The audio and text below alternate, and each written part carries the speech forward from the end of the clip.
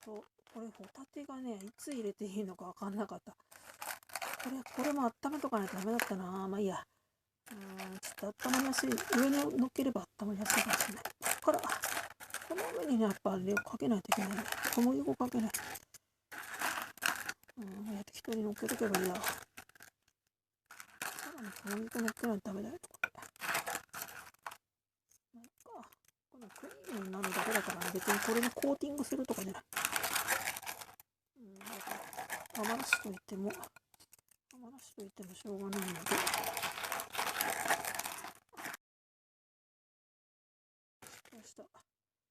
いや、これ残りは別のものに使う。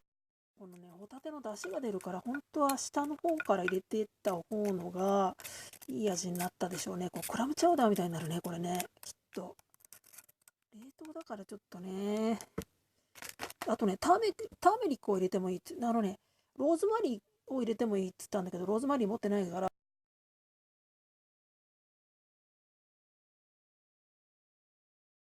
ターメリックがいいって言ってたんで、ターメリック入れます。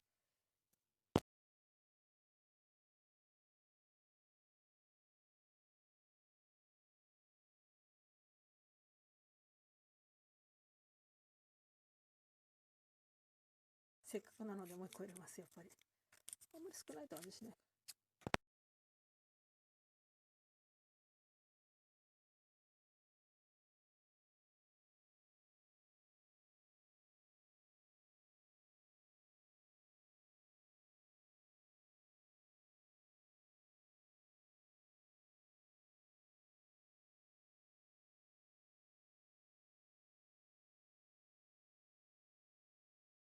折れる恐れがあるので、これを、ホイルをかぶせます。さんはプチってこの上の分しか。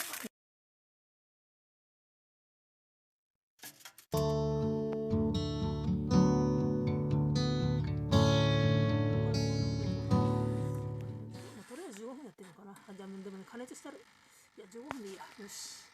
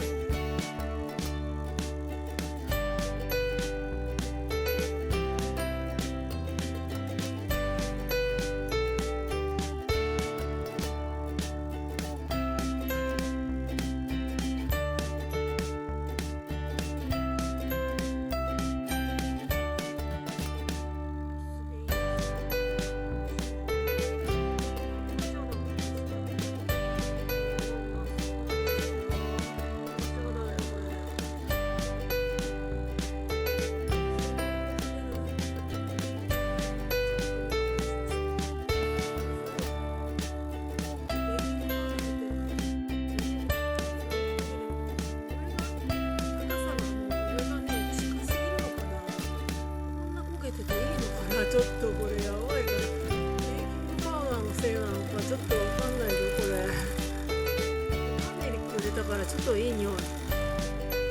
私ガラムマサラをチキンにガラムマサラを入れてちょっと隠し味とかに使うんですけど、ターメリックもねこうやって使うといいんだか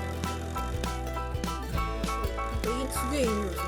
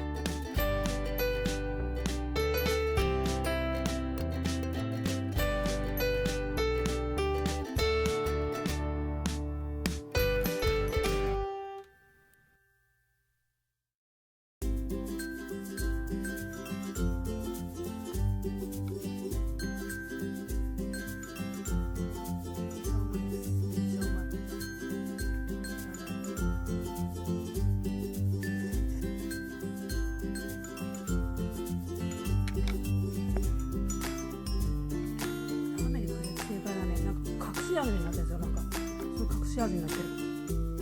いや、カレーの味にはならない。すごいシーフードとターメリック。